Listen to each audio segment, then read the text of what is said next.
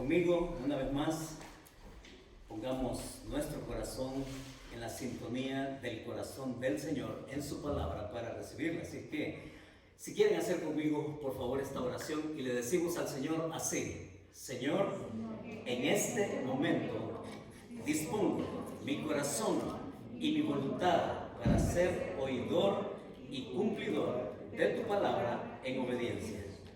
Guíame con tu Espíritu Santo para ser transformado a la imagen de tu Hijo. Que así sea. Yo no sé cuántos de ustedes han gustado de tener una mariposa en sus manos, como esta, y que usted ha jugado con ella, y que le gusta, y que quisiera tenerla para usted como mascota quizás. Pero pensar en una mariposa es pensar en una decoración natural que podemos ver en cualquier lado. Nos gusta tener un insecto como este tan cerca porque no nos provoca temor, nos provoca hasta ternura, nos gusta ver sus colores y podemos disfrutar la naturaleza con estos millones de mariposas que emigran a otras tierras y que nosotros en su momento hemos visto millones de ellas volando cerca de nosotros. Nos gusta ver la mariposa porque es el acabado perfecto de lo que es. Pero es distinto si vemos a la mariposa en su estado primario como esta otra. Usted quizás podría reaccionar, ver esa foto, por favor, la siguiente. Esa foto que usted podría en el momento decir, uy, asustarse, y que quizás tocarla significaría pensar que algo le puede contagiar. Ahora de tanto contagio, uno más. Como que hasta podría resultarnos repulsivo pensar que algo así podría caminar por nuestro brazo y subírsenos por acá. Porque una oruga o un gusano es el estado primario en que se encuentra una mariposa en el futuro. Y cuando pensamos en una mariposa como el estado final, tenemos que pensar en su estado inicial, una oruga. Y cuando pensamos en un estado inicial, también tenemos que pensar en el proceso que lleva una mariposa, como esta otra foto que ustedes pueden ver. Es ese capullito, es ese estado en el cual esta larva, y según nos dicen los entomólogos, que son los especialistas en estudiar a los insectos, los diferentes clases de insectos muchas veces tienen que sufrir un encierro, se llama pupar.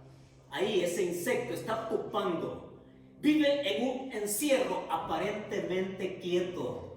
Digo aparentemente quieto porque durante el tiempo que dura su estado en esa condición, oigan, el insecto se está transformando. El insecto, el tiempo que le dura estar en ese capullo o en ese empupar, a través del tiempo que le lleva, logra establecer su forma para luego establecer su nueva función. Es en ese tiempo en el cual ese insecto ahí está luchando, en ese encierro está luchando, porque en esa aparente quietud, él está en movimiento. Está en movimiento y el movimiento le permite también definir sus colores. Así que cuando usted vea una mariposa próximamente, véala en su estado completo, pero también piense en el proceso que llevó a esta mariposa llegar a serlo. Lo mismo pasa con el cristiano. En la vida espiritual, la Escritura nos enseña que el cristiano también pasa por un proceso. Porque Dios lo quiere llevar a un acabado perfecto, tal cual Él lo pensó, lo planeó, y que es el gran propósito que tenemos durante toda nuestra vida. Y partimos desde un principio, en un estado, en una condición donde quizás nos daba miedo acercarse a nosotros. Les daba miedo a muchos acercarse a nosotros. Quizás nosotros mismos nos podríamos sentir irreconocibles. Pero cuando vemos la gracia de Dios y cuando vemos la misericordia de Dios actuando en nuestra vida, podemos decir que vamos por el camino correcto donde Dios quiere llevarnos a cumplir su plan. ¿Saben que ese es el deseo de Pablo? Y el gran deseo de Pablo era tan intenso que por eso lo escribió. Y por eso es que Pablo escribió una epístola llamada a los romanos. Y aun cuando Pablo no fue el fundador de esa iglesia allá en Roma, su amor entrañable por ellos le llevaba a que conocieran todo el proceso que Dios tiene con ellos en Roma, con los otros hermanos en las diferentes ciudades y con nosotros también aquí el día de hoy, reunidos en la ciudad de Glendora a esta hora de la mañana.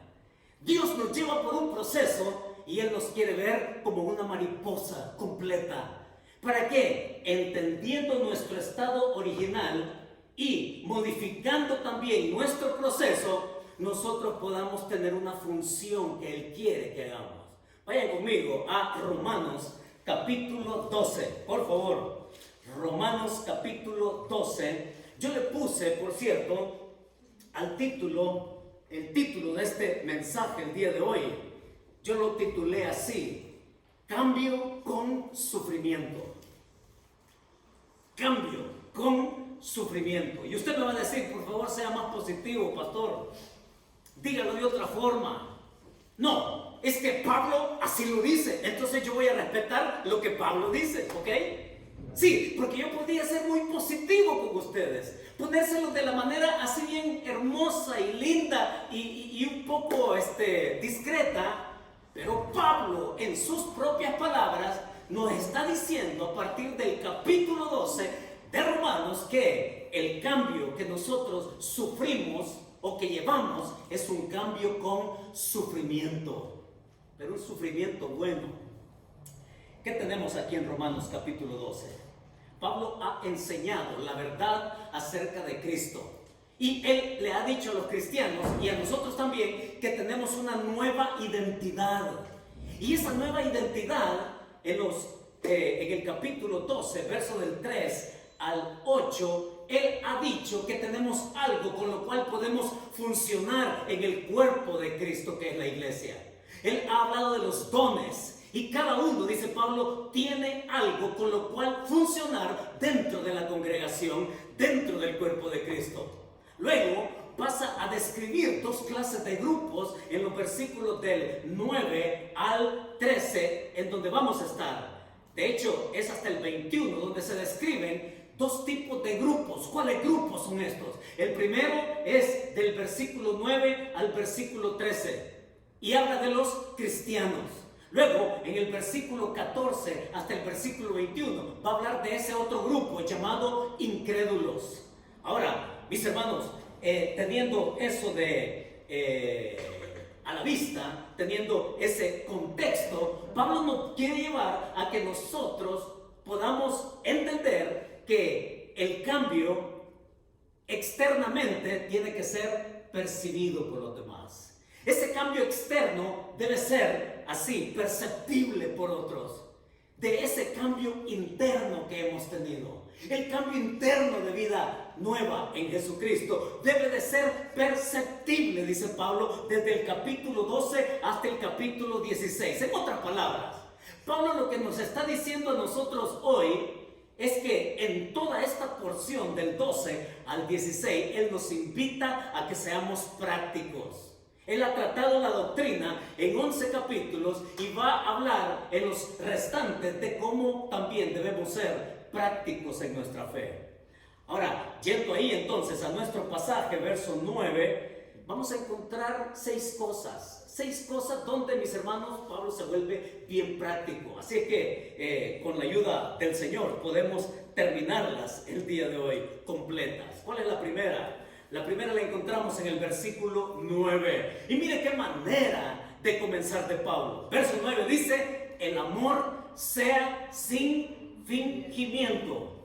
Aborreced lo malo, seguid lo bueno.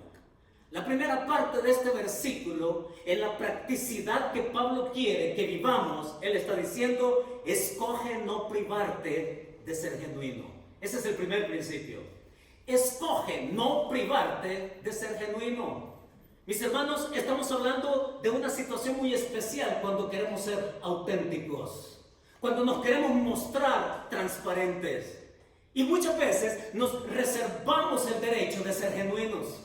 Porque a lo mejor lo que nos condiciona son experiencias pasadas con una persona, con otra persona, y a saber con cuántas más que decimos, no, yo de aquí en adelante mejor a la distancia. ¿Le ha pasado a usted eso?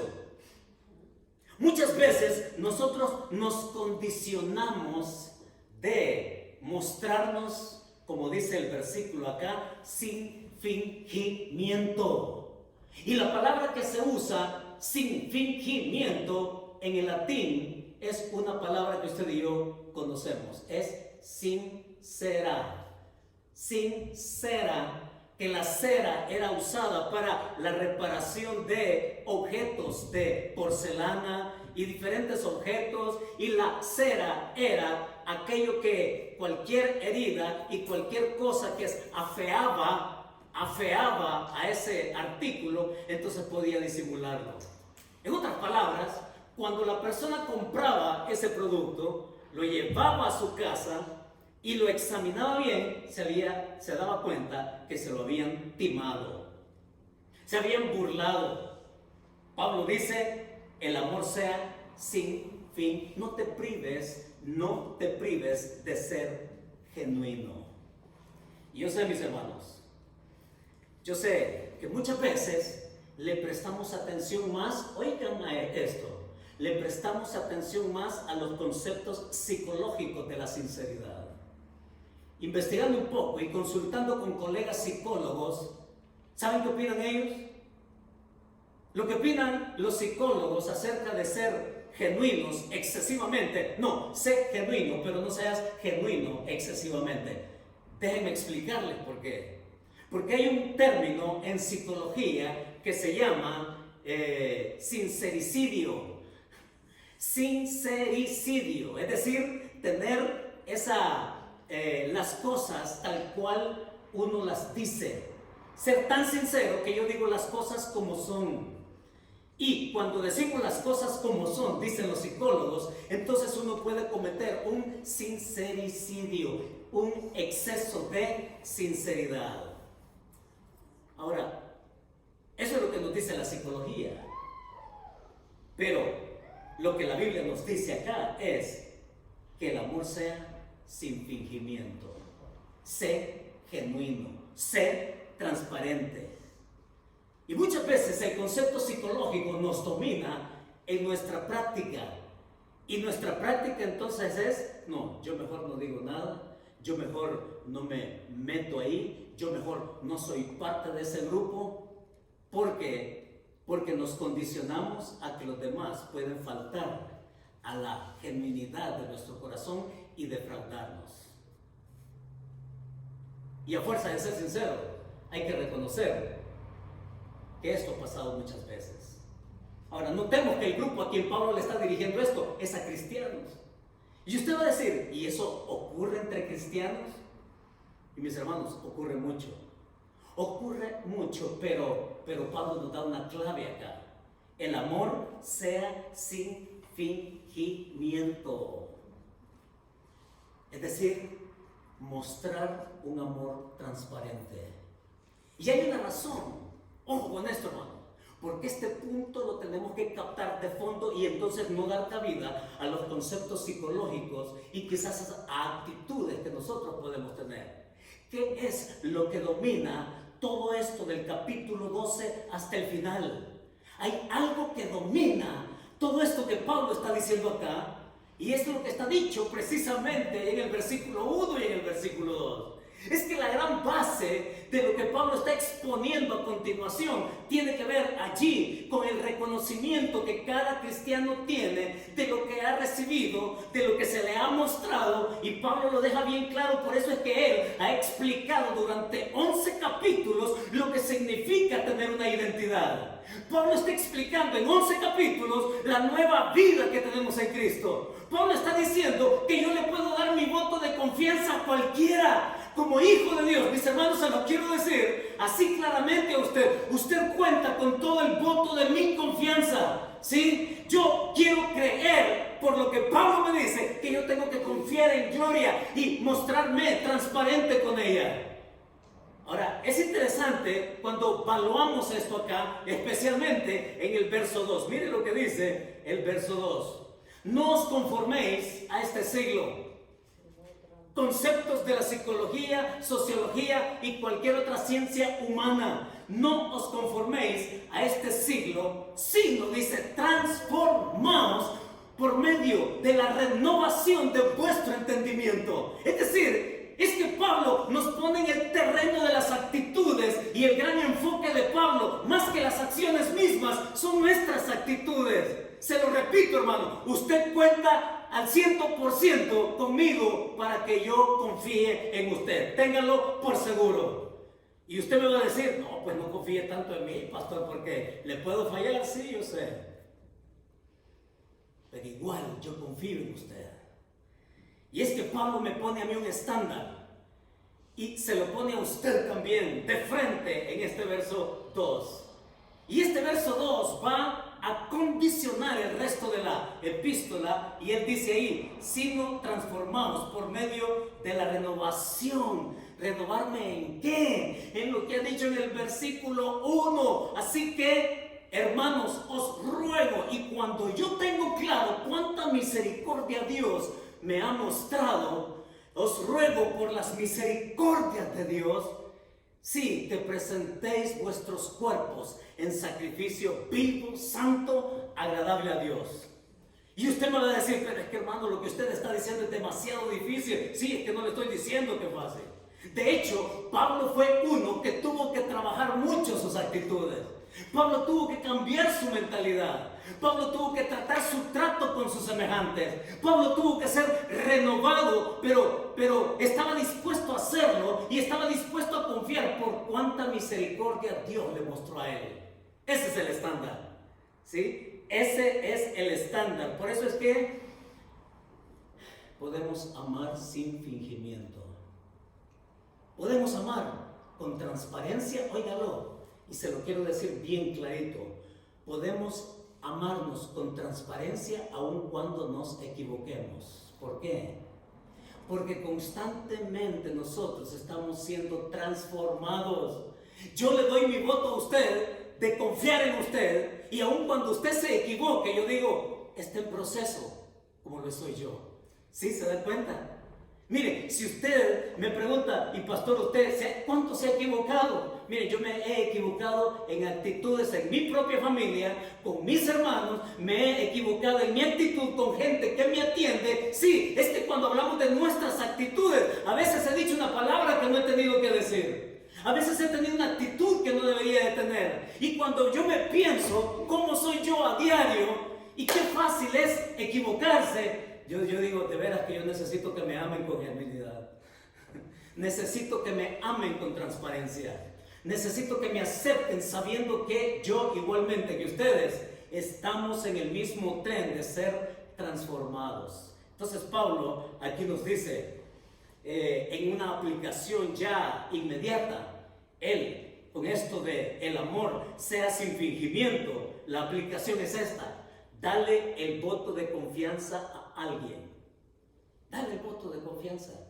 Que se equivocó, pero está en proceso. Está siendo transformado, está siendo transformada. Así que, aun cuando usted se equivoque, mi hermano, mi hermana, le digo con todo mi corazón, usted tiene mi voto de confianza. Y eso no lo cambia nadie, ni la psicología, ni cualquier otro concepto del mundo. Porque el parámetro que yo tengo es por las misericordias que me han sido mostradas. ¿Sí? Renovarme igualmente en ello. ¿Qué es lo segundo que Pablo dice? En el verso 9 viene lo segundo.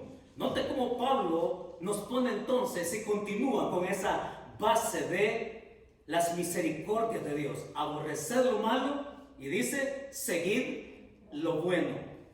¿Qué es esto de seguir lo bueno? Escoge, también dice Pablo, escoge adherirte a lo que es bueno.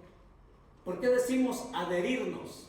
Porque la palabra allí que Pablo usa, aborrecer lo malo, seguir lo bueno, en el texto original significa pegamento, significa cola, es decir, aquello que se pega. Seguir lo bueno, pégate a lo bueno, está diciendo Pablo. ¿Ya?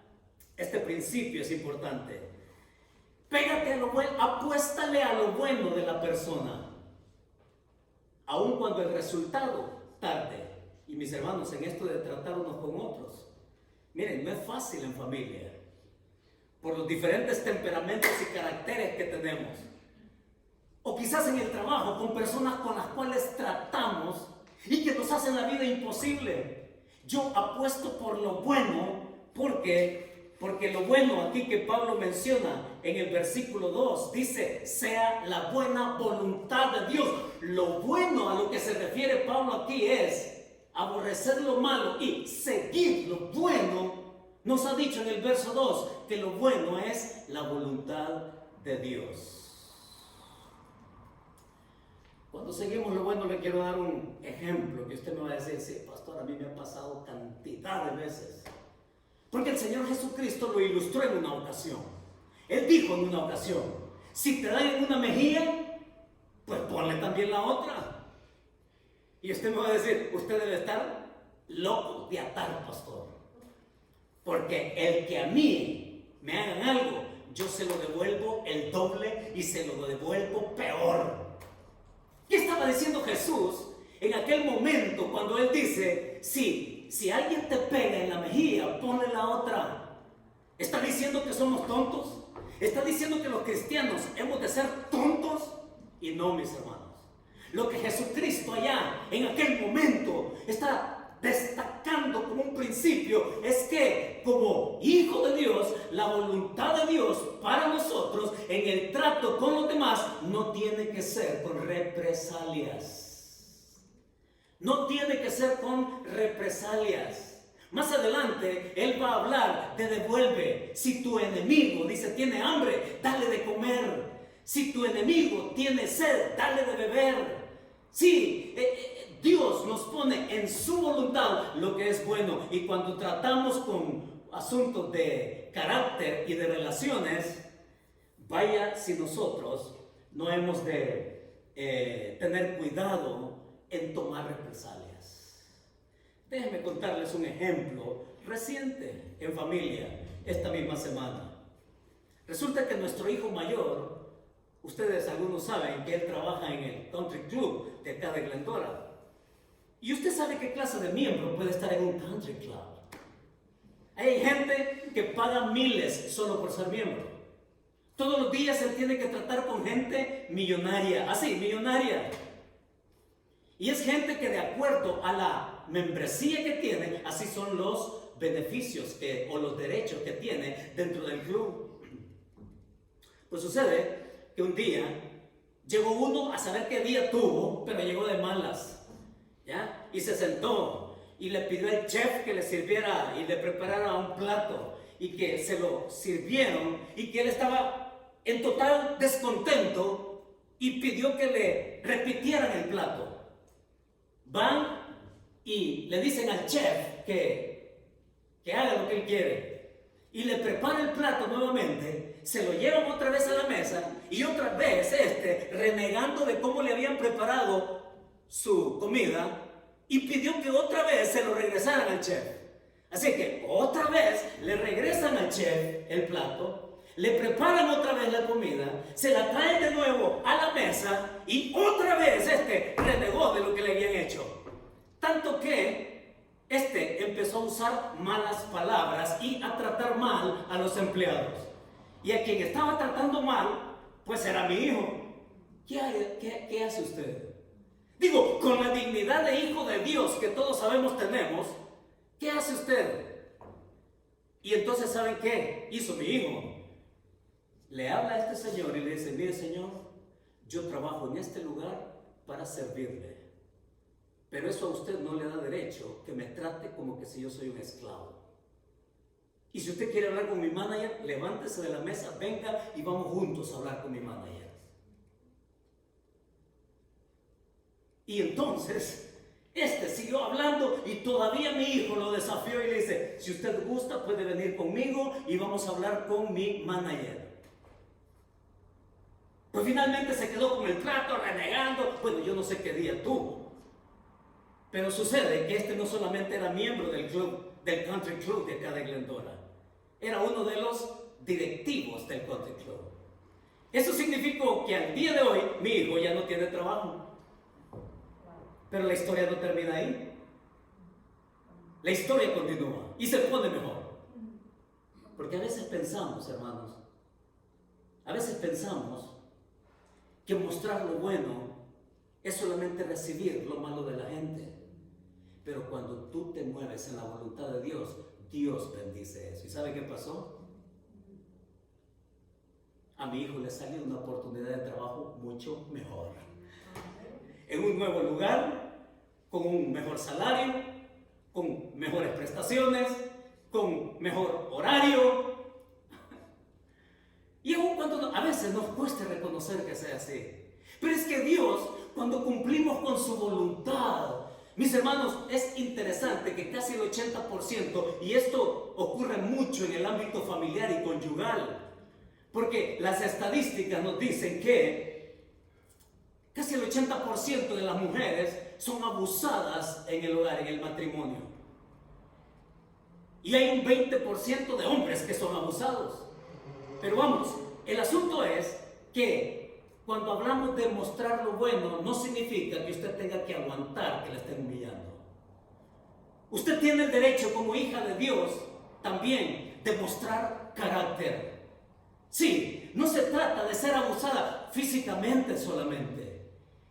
Hay abuso intelectual, abuso emocional. Tú no sirves para nada. ¿Y cuánta mujer vive así? Y piensan que entre más aguantan, más glorifican a Dios. No, esa no es la voluntad de Dios.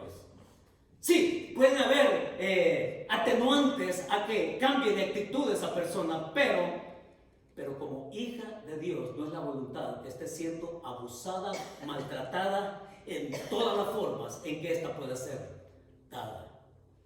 Pero, mis hermanos, dice el versículo 9, sigue lo bueno, la voluntad de Dios.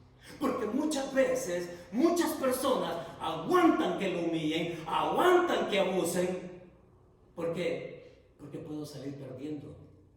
Mi hijo perdió el trabajo y Dios le mostró su gracia por otro lado. Dios bendice, hermano. Así que sigamos lo que Pablo continúa diciendo acá. Dice en el verso 10, amados, y note cómo es que Pablo hace énfasis en el amor. Dice en el versículo 9, el amor sea sin fingimiento. Verso 10 habla de amaos los unos a los otros. Y es que esto del amor luego se va a destacar en el capítulo 13. No solamente entre cristianos, entre hijos de Dios, también entre inconversos, no creyentes, porque noten el verso 8 del capítulo 13, no debáis a nadie, dice nada, sino el amaros unos a otros. O sea, ¿cómo explicamos lo que Pablo está diciendo aquí? Tanto dentro del cuerpo de Cristo como dentro de nuestras relaciones con inconversos o incrédulos. Déjeme decírselo y explicárselo de una manera sencilla. Es como que Pablo me estuviera diciendo a mí, Héctor, págale la deuda de amor a Gloria. Pagar la deuda de amor. ¿Cómo? ¿Cómo es que se paga la deuda de amor? ¿Cómo es que yo no le debo de deber amor a Gloria? ¿Cómo? Mis hermanos, es porque se está refiriendo, en primer lugar, en 11 capítulos, al amor que nos ha sido mostrado por el Señor. Yo jamás puedo pagarle a Dios lo que Él hizo por mí. Jamás, ninguno puede pagarle a Dios el gran amor que nos ha tenido en su Hijo Jesucristo. Nadie, es impagable ese sacrificio. Pero Pablo nos menciona y dice, págale a Gloria. No le puedes pagar a Dios, pero págale a Gloria. ¿Cómo? Dice ahí el verso 10, amaos los unos a otros con amor fraternal. Y esto no se trata, hermanos, de decirle a Gloria, Gloria, cuánto te quiero, cuántos años tengo de conocerte, Gloria. 15 años, algo así. Miren, no se trata de decirle, yo te aprecio mucho, lo cual es cierto, pero también el pasaje es bien concreto, en acciones. Dice, amaos los unos a los otros con amor fraternal. en cuanto a honra, prefiriéndonos unos a otros. La palabra honrar tiene que ver con pagar.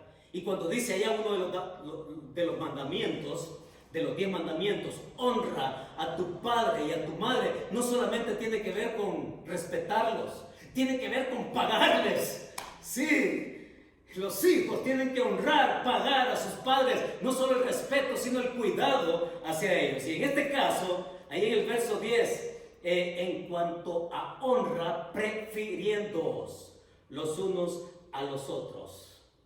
Eso es lo tercero. Escoge ver al otro con preferencia. Escoge ver al otro con preferencia. Y la palabra preferencia es aquella que coloca a una persona enfrente de la otra. Es decir, es como que si estuviéramos en una fila y en esa fila alguien está detrás de mí. Y cuando Pablo dice acá, en el verso 10, prefiriéndoos, es que yo le digo a la persona detrás, ¿sabes qué? Pasa tú. Eso es lo que Pablo está diciendo acá. Cederle mi puesto, ver que esta persona en su transformación, en su caminar con Cristo, vaya desarrollándose y yo siguiéndole, apoyándole para que el plan de Dios se cumpla en su vida. Tal vez usted puede decir, ¿no? No, pero es que esa persona no lo merece. Es que nadie merece nada. Es que ninguno de nosotros, visto bajo los estándares humanos, nadie merece nada. Es por eso que Pablo en el versículo 1 y 2 ha insistido por las misericordias de Dios. Presentad vuestros cuerpos en sacrificio. Hermanos, un cambio con sacrificio. De que yo le doy mi voto de confianza a la persona. De que yo la voy a amar con preferencia. Amar dándole paso a lo que Dios quiere en ella y cuánto yo puedo contribuir en eso. Lo cuarto, que también allí nos va a decir Pablo en el verso 11, dice, en lo que requiere diligencia, no perezosos, fervientes en espíritu, sirviendo al Señor. Lo otro que Pablo nos ofrece es que escojamos entusiasmar a otros en su devoción. Escojamos contagiar y entusiasmar a otros con su devoción. No se trata, hermanos, de cuánto hemos hecho anteriormente en el pasado. No se trata de recordar que en otros tiempos nosotros hacíamos esto o aquello, de cuánto habíamos hecho en la obra. No, es hoy. Es hoy. Pablo nos invita a que nos involucremos para crecer juntos. Entonces, ¿cómo es que podemos crecer juntos? Y él dice ahí, ser diligentes, fervientes, y dice ahí también sirviendo. Desarrolla tu vida sirviendo, porque así se crece, así se aprende. Mis hermanos, que cada uno de nosotros tengamos la apertura para usar los dones que anteriormente Pablo ha dicho que tenemos. ¿Cuáles son sus dones? ¿Cuáles son sus habilidades? ¿Cuáles son sus talentos? Créame, yo estoy a la expectativa de saber cuánto tiene usted para enseñarme a mí. ¿Cuánto Dios le ha dado para mostrarme su gracia a través de usted y que yo pueda aprender? Y no digo aprender algo, digo aprender mucho. Así que Pablo nos dice en 3 palabras, fervientes, o sea, en fuego dice, diligentes, o sea, con responsabilidad, y sirviendo con tus habilidades, talentos y demás. Desarrolla, sí, creciendo en el servicio.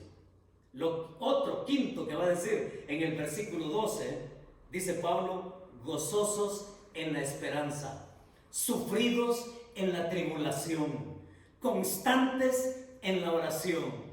Y esta parte sí que nos abarca a todos de inmediato por igual, porque el versículo 12 nos ofrece otra elección nuestra. Escoge ver tus eventos para crecer. Escoge tus eventos para crecer.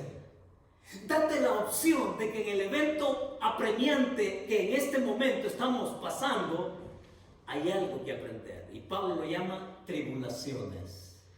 Tribulaciones, y que todos esos eventos es el terreno de formación que Dios quiere para cada uno. Es el terreno fértil donde Él quiere que nosotros desarrollemos dependencia. Es en ese terreno donde Dios quiere ver germinar y crecer y que nosotros podamos caminar cumpliendo con su deseo. Lo otro y último que Pablo va a decir ahí en el versículo 13, compartiendo para las necesidades de los santos, practicando la hospitalidad. ¿Qué es lo último? Lo último que Pablo dice en el verso 13, escoge ser parte en la necesidad de otros. Escoge ser parte en la necesidad de otros. Ahora, esto no se limita, hermanos, porque siempre pensamos, ¿no?, en la necesidad material de alguien.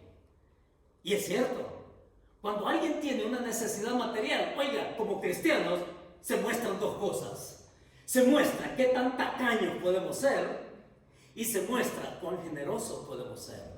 Porque el dar es proporcional de acuerdo a cómo nosotros en nuestras posibilidades podemos hacerlo. Me explico. Si alguien pasa por una necesidad, tal vez para alguien ayudarle con $100 no signifique mucho. Porque $100 no le afectan en su presupuesto. Pero puede que para alguien dar $5 puede significar un gran sacrificio de ayuda para alguien que está pasando por una necesidad material. ¿Ve usted la diferencia? Es una ayuda proporcional. Si usted puede dar generosamente, délo, que va a ser bendición. Pero si alguien solamente puede dar $1 o $5 y que esos $5 significa algo serio en su presupuesto, también es sacrificio. Pero cuando venimos a las necesidades, mis hermanos, sí se demuestra algo. Se demuestra qué tan tacaños somos o qué tan generosos podemos ser. Pero no solamente se limita la necesidad a cosas materiales. Mencióneme qué otra clase de necesidades tiene la gente alrededor nuestro. Le quiero mencionar algunas. Por ejemplo, hay gente que ya sí tiene necesidad material. Y si tiene necesidad material, usted sabrá cuánto puede bendecir a esa persona. Pero hay otra clase de necesidad. Está la necesidad emocional. Y usted va a decir, pero ¿cómo yo puedo ser generoso para alguien que está pasando por una necesidad emocional? Pues sepa animar también. Pero ¿y cómo puedo animar? Miren, una persona cobra ánimo cuando se le visita. Una persona muestra ánimo cuando usted le pone algo que puede alegrar su corazón. Una persona cobra ánimo cuando en pequeños detalles se ve no solamente el interés, sino lo espiritual que hay detrás de ello, que está cuidando a esa persona también en oración. ¿Qué otra clase de necesidad hay? Hay necesidades intelectuales. Por eso es que los niños, en esto sí tienen razón los psicólogos, los niños padecen de una necesidad intelectual. Y es por eso que los niños preguntan ¿por qué? ¿Y por qué? ¿Y por qué? Y se la pasan preguntando ¿por qué? De cosas tan simples, de cosas tan básicas, los niños están preguntando ¿por qué? Mis hermanos, al igual que ellos, también nosotros tenemos preguntas.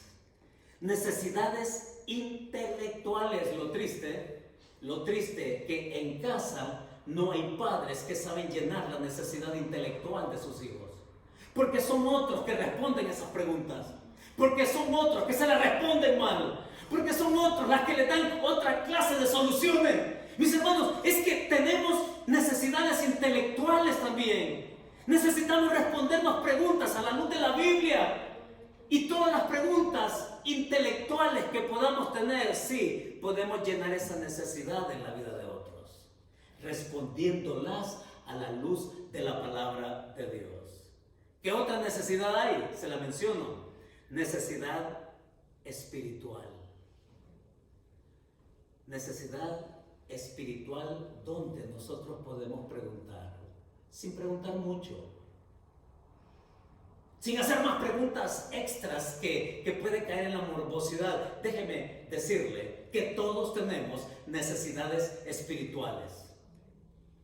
Y en esas necesidades espirituales, una manera de llenarla es intercediendo por esa persona y preguntarle: ¿tienes tú alguna necesidad por la cual puedo orar? Tan simple como eso. Y animar también con la palabra. Necesidades espirituales. Y una última que se me vino a la mente fue esta: necesidades relacionales. Mire, hay gente que se relaciona más con el Facebook. Y usted ya habrá detectado, ¿no?, que yo soy enemigo de las redes sociales. A mí me han dicho: pastor, ¿y por qué no saca Instagram y pone todas sus fotos por ahí de etcétera? Dios mío, tan vacíos estamos quedando. Pero las necesidades relacionales, oigan, hemos dicho que se disfrazan de diferentes maneras. Usted en el Facebook puede tener 3.487 personas que dicen que son sus amigos y que supuestamente están interesados en usted y que supuestamente lo siguen o la siguen. No es cierto. No vivamos de esa virtualidad. Y cuando hablamos de virtualidad, estamos hablando de una aparente realidad. No se olvide de eso. Pero mucha gente vive metida en las redes sociales como que si su vida dependiera de eso. Viven en las redes sociales como que si le estuvieran pagando un salario. Viven en las redes sociales como que si allí van a encontrar la plena satisfacción. Mis hermanos, yo sé que usted puede tener razones de sobra para decir: no, hermano, es que yo he tenido tantas insatisfacciones con la gente que yo mejor prefiero ponerme a la distancia. Pero entre hijos de Dios, ¿sabe qué? Se lo repito: dele el voto de confianza a alguien. Yo no digo que usted vaya y que abra su corazón con medio mundo, no. Pero una necesidad relacional, por ejemplo, en todo este año ha sido eso: el acercamiento unos con otros, la relación. Haga amigos, busque amigos, busque amigas, atrévase. Sí, que lo práctico de Pablo está diciendo: ¿sabe qué? La vida es para que tú puedas salir de una realidad aparente, virtual, a una realidad directa con alguien más, donde tú puedes ser animado. Miren, esto se parece, lo que dice Pablo acá, se parece a aquel cliché español. Lo he oído en tantas ocasiones, este cliché español. Ellos dicen: no comiences la casa desde el techo. Y lo he oído en el ámbito político, porque usted ya sabe, ¿no?, que los políticos siempre se adornan con ofrecer cosas, ¿ya? Y entonces ya sabemos el lenguaje, la verborrea de los políticos. Palabras huecas, ¿cómo se dice? Demagogos. Palabras vacías, discursos huecos, palabras sin significado. Pues ellos tienen este cliché: no comiences la casa por el techo. O sea, no hagas las cosas al revés, pues. ¿Quién comienza una casa por el techo? Nosotros, en nuestro concepto más básico de construcción, pregúntenle a Baudelio. Baudelio tiene experiencia con esto. Pero, ¿dónde se comienza una casa? Dígame, ¿dónde se comienza a construir una casa? Desde los cimientos mismos, ¿no? Ahí donde van a descansar los pilotes, ahí donde van a ver una estructura de paredes, ahí donde se le va a poner cemento y hierro. Y usted sabe que la casa se construye desde los cimientos, desde abajo hasta arriba. El techo es lo último. No comiences tu casa desde el techo. Y lo que Pablo está diciendo aquí: desarrolla tu vida, construye tu vida desde los mismos cimientos.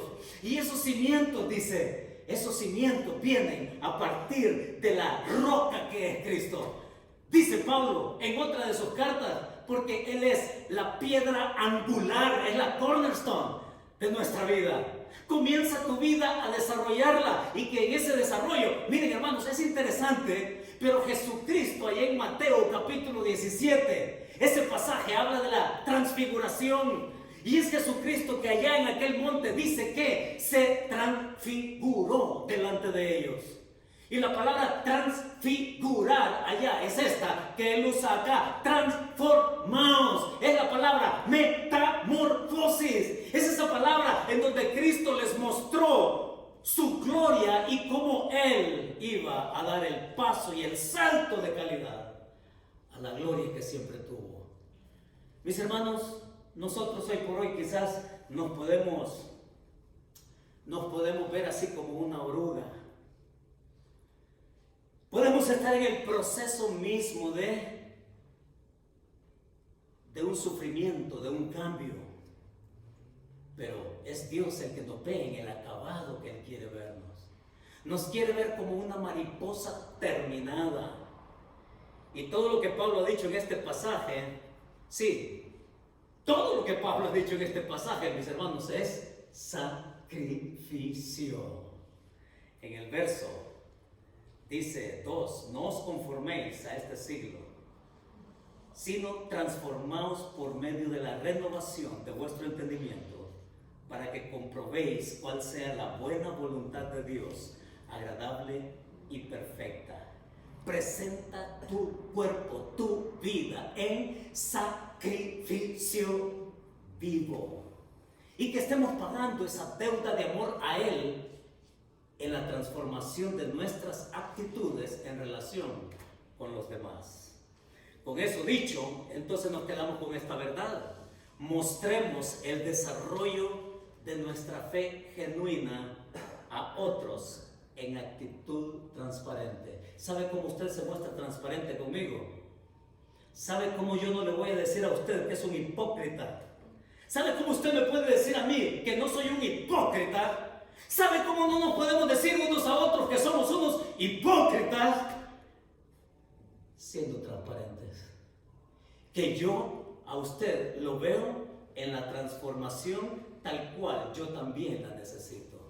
Y eso significa que si bien puede fallar, y eso significa que si bien yo puedo fallar, eso no va a ser condicionante para buscar seguir siendo transformado por el Señor.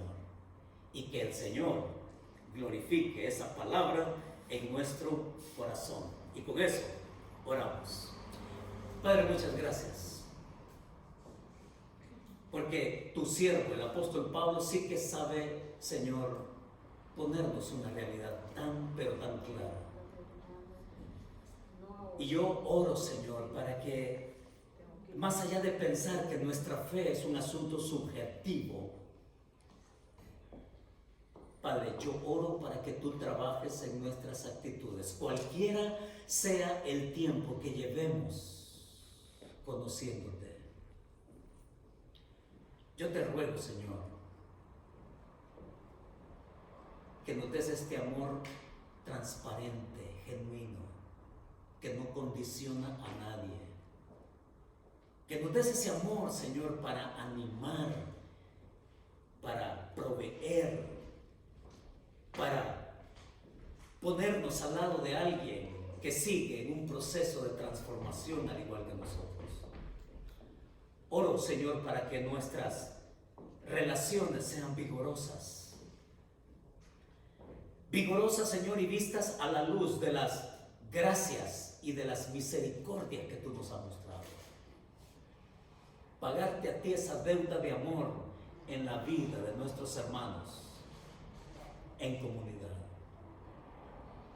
Muchas gracias por darnos el privilegio de estar aquí y de alabarte, de exaltar tu nombre y de decirte una vez más, Señor, que queremos caminar siendo transformados. Que nuestro cambio, Señor, sea un cambio de sacrificio viviente que te honre y que te dé la gloria para vernos en el acabado perfecto que tú quieres tener en nuestra vida. Bendito sea tu nombre, Señor. Así te lo rogamos y así te lo pedimos, en el nombre de tu Hijo Jesucristo. Amén y amén. Amén, hermano. ¿Qué va a almorzar usted hoy? No se me queden viendo así, por favor. Que el Señor nos dé una tarde bendecida, llena de su gracia, y nos vemos aquí el próximo domingo a la misma hora. Que el Señor nos bendiga, hermanos. Gracias.